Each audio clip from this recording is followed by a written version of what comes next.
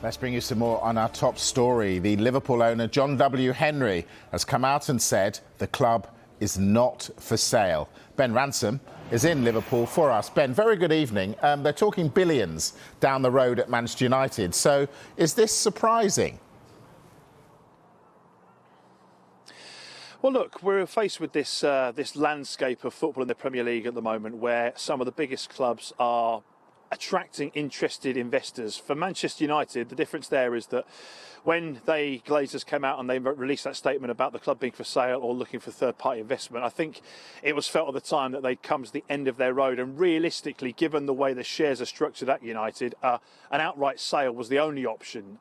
With this club, it was slightly different. Now, there were those reports at the end of the year suggesting that FSG were looking to sell the club. Now, if we go back to that point, at the time, a statement was released and the club, FSG, said that essentially they were committed to the future of the football club and it wasn't about a sale, it was about getting more money and investment into the club, as they've done before, 2021, when they sold that share, I think it was 11% to Redbird Capital. So they have done something in the past. But what is interesting here is that we don't often hear from John W. Henry at all. He generally keeps his counsel, keeps his silence. And the fact we've got some quotes from him today, it's probably worth going over them again. He said that, I know there's been a lot of conversation and quotes about LFC, but I keep to the facts, he says. We merely formalised an ongoing process. He goes on to say, will we be in England forever? No. Are we selling LFC? No. Are we talking with investors about LFC? Yes. Will something happen there? I believe so, but it won't be a sale. Have we sold anything in the past 20 plus years, he said. So he's speaking there to the Boston Sports Journal over in America. And as I say, the fact he's spoken at all is quite significant. When he does speak, you have to listen.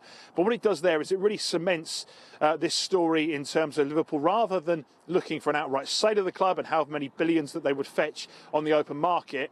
It is about attracting investment into helping them return Liverpool to the top, closing the gap on the likes of Manchester United, because assuming that sale goes through, the interested parties that we've been reporting on Sky Sports News have promised to spend money to bring the club up to standards and put them back on top of the Premier League. Now, obviously, traditional powerhouses that they are, they're going to have that momentum behind them and that investment. So it is an interesting landscape, but certainly the message from inside Liverpool, away from the outside noise, is that the club is not for sale.